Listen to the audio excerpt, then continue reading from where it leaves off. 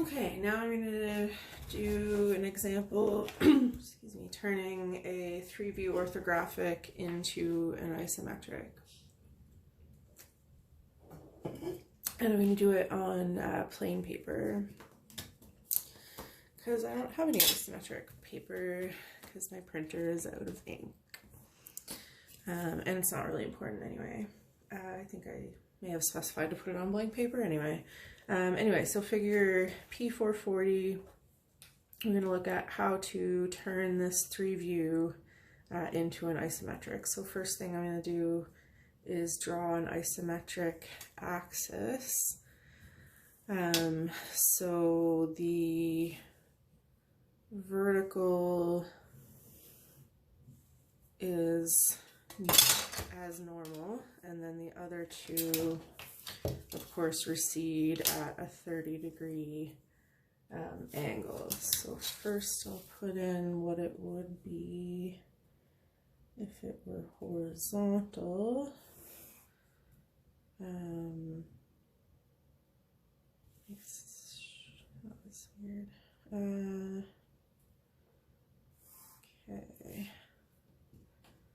And then this side of this triangle is at 30 degrees. What I've also done is just traced it. You could trace it from your computer or your phone screen. But I happen to have the triangle. So I guess I do this way. So this will give us good enough place to start. Okay. So I'll get rid of this part. So now we've got our starting point for our isometric. The other thing I'm going to do is, since it's not graph paper, I'm going to put some marks in there. So typically these axes are going to be like if your regular grid paper is 1 centimeter square, these squares aren't going to be 1 centimeter. Let's see what they are. So 2 squares is 1 centimeter on this. And then, okay, and these are, great. So we're just going to go with that to make it line up.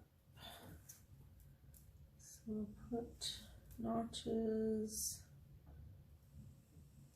these as our scale markers. And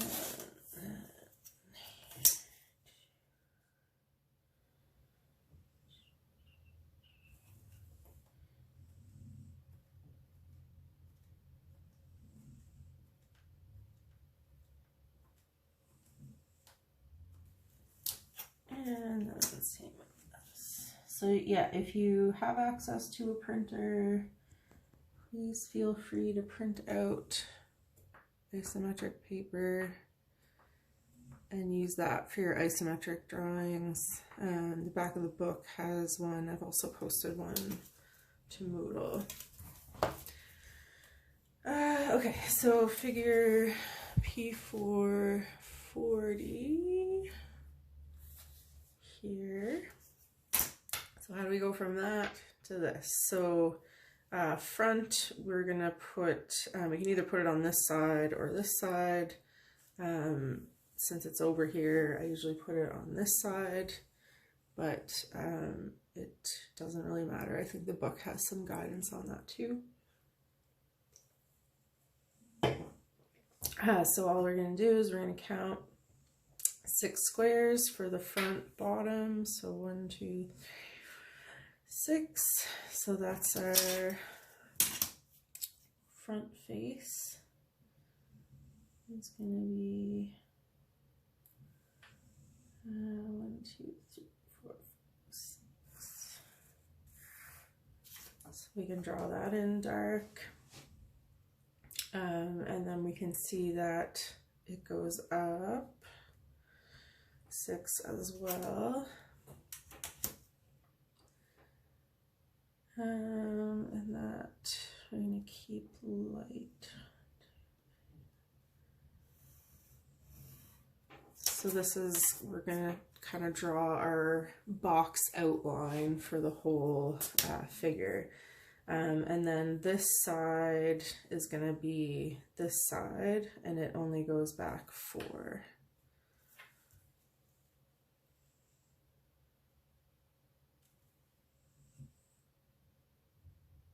I think we can do that dark, yeah, because we're going to see that and see this, but we haven't really talked about anything else. So then the easiest way, what I like to do to get up there is just copy lines, and this way you know that they're going to be parallel, and do the same this side. Whoops. I'm kind of glad I don't have to do this on the chalkboard. It's always a lot more difficult. Okay, flip that around because it's easier. And we'll take this 30-degree line up here. So now I've already counted, and I know the front is gonna go up 6, right? 1, 2, 3, 4, 5, 6. 1, 2, 3. So we want our lines to be there, so it's easier to get a straight line. I have to do this one. It's hard to think about for some reason. Okay, so we'll make this as close to parallel as we can. Same with this one. And then lastly, we can draw this side going straight up. So it's a little bit closer.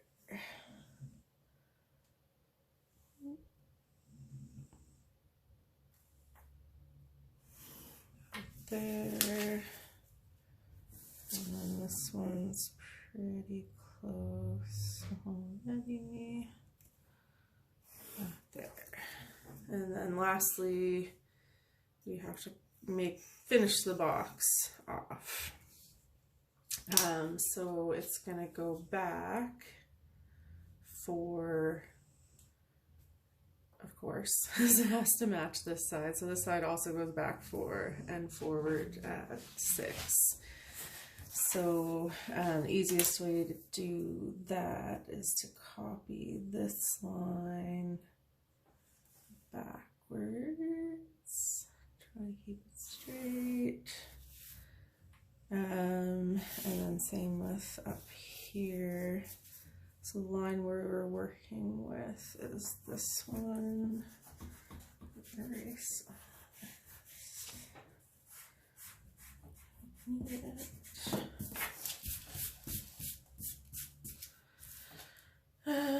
Okay, so that's the bottom, so we need to close out that bottom, keeping it parallel with these lines.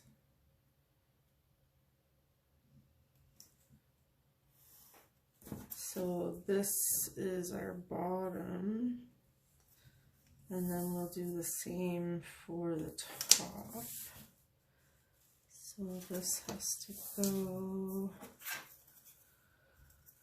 parallel here.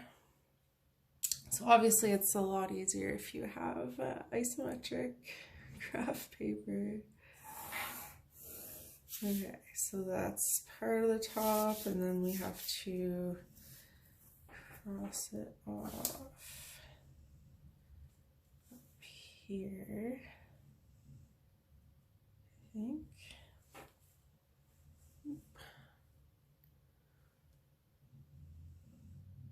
Looks pretty good.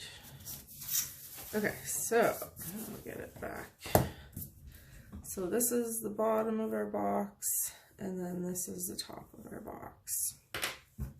So I'm going to erase everything outside that we don't need. And then we're going to just be working inside that box.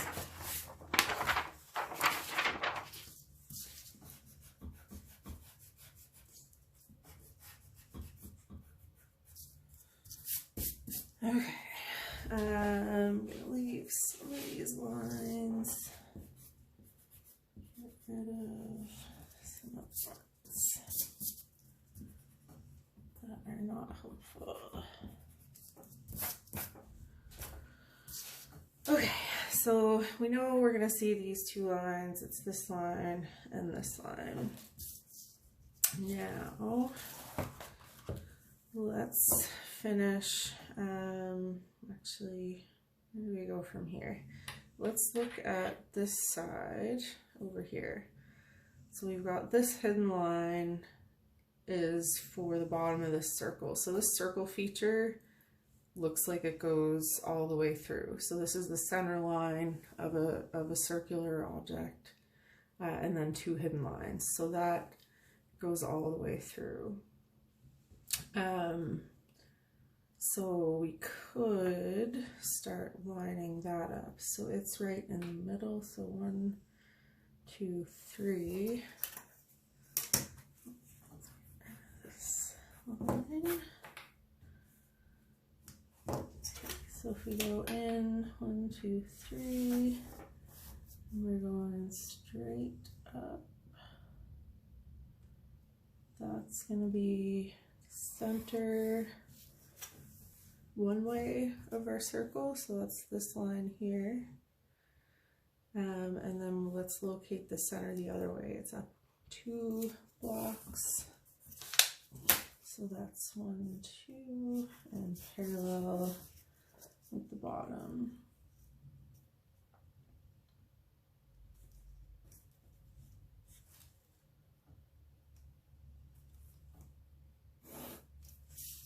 Okay, so this is the center of our circle, which is 2 blocks in diameter as well.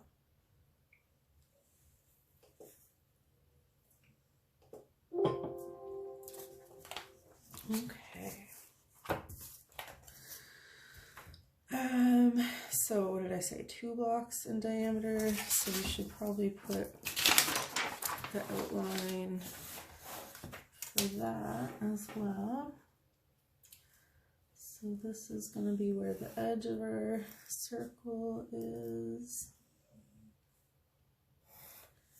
I wonder if you can hear my dog snoring in the background. And then it's going to go up and down 1 as well.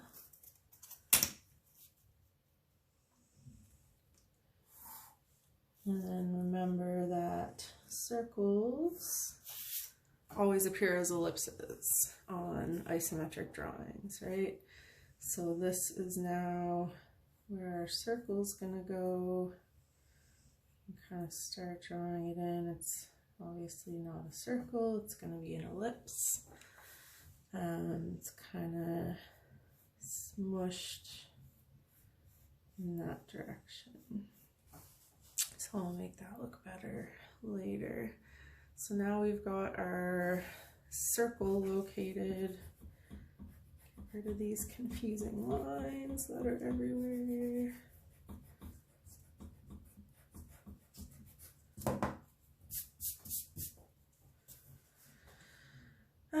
What are the sides gonna look like? I don't know yet. Let's draw that up for now.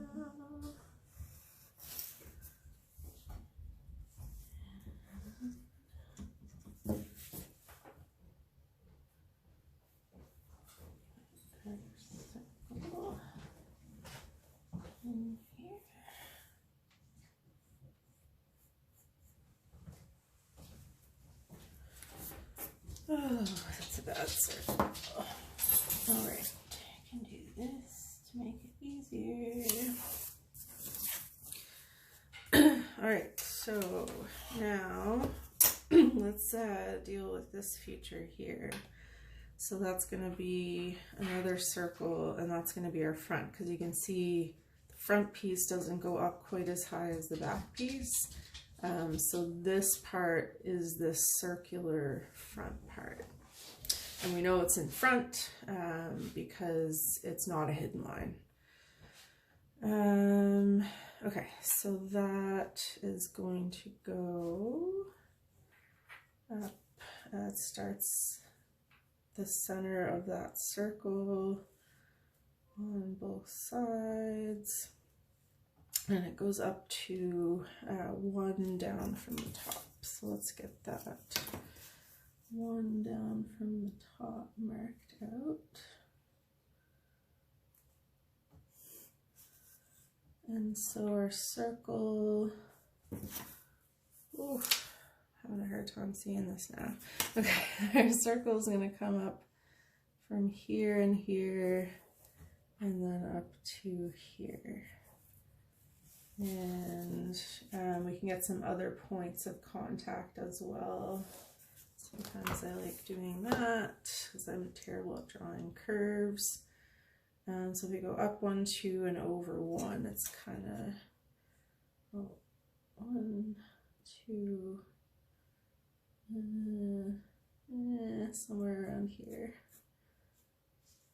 It's gonna be like that,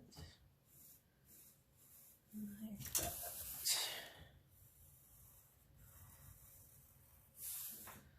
Not bad, not great, but not terrible either. Let's need some help here.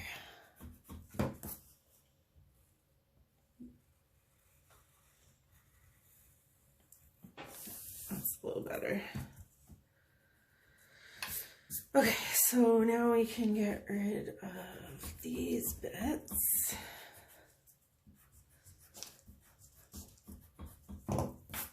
Figure out where things go from there.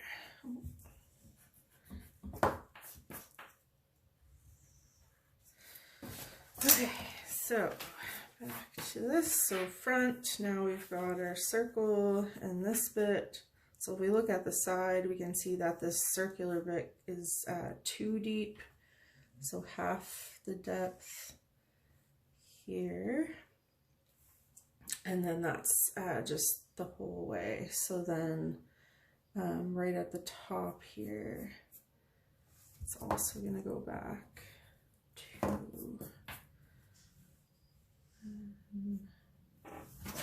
what am I doing? Use your ruler. Something like that. We can fix that later. And then make this as vertical as I can.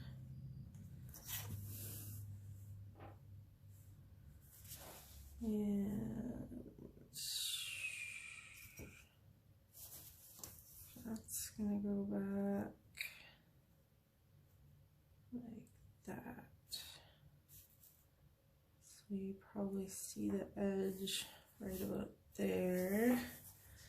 And then this is gonna kind of come up and follow that curve as well. Again, this would be a lot easier on what am I saying? On isometric paper. So we know this comes over like this. Lightly draw that again, and then this is where it's gonna curve up to where?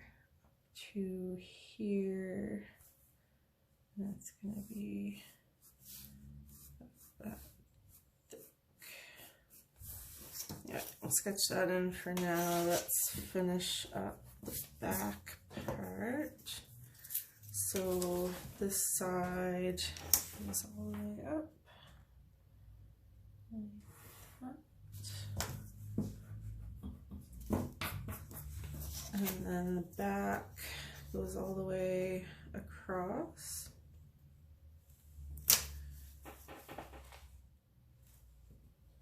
Like so. And then it's going to come forward just the 2. So this is that 2 on this side. And then we need to do our centimeters, right? We come in 2 centimeters here as well. And then we can just connect those. Okay, and then we know this is also going to go straight down until it gets hidden. So somewhere in there, curves are the most difficult. And then this is going to come down so we can see, if we look back here, the visible line part comes down to 2 from the bottom, which is about right there.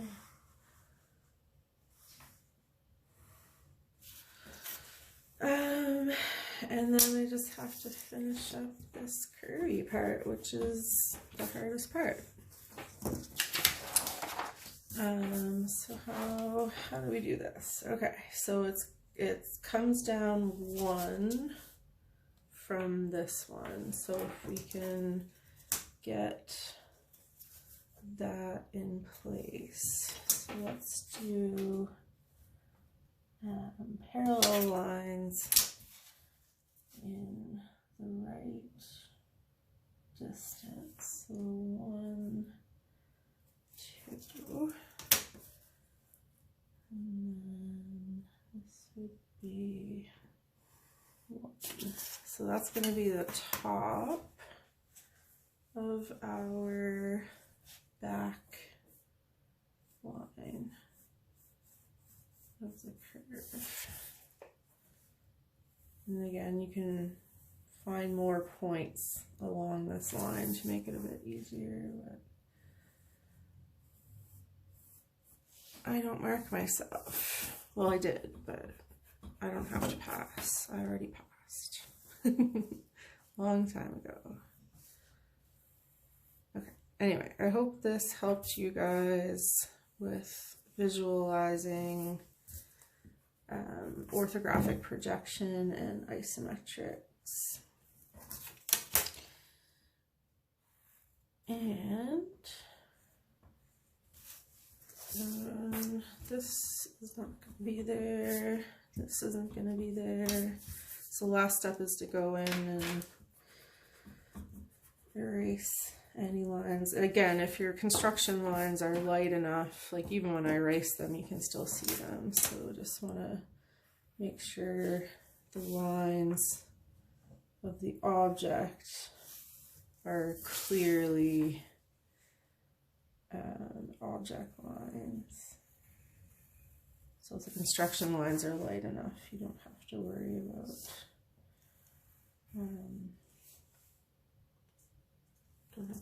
about erasing them. And then this should just kind of look like a curve. There. It's not terrible. What are these ones worth? 5 points each or 2.5? I think they're 2.5 each. So, I mean, we'll probably give myself a 1.5 to 2 on that. The circular bits are pretty bad. Of course, if you had a instrument for doing that, it'd be easier. And these lines are kind of messy, but overall looks good. I didn't make any mistakes that I can see. So yeah, let me know if you have any other questions.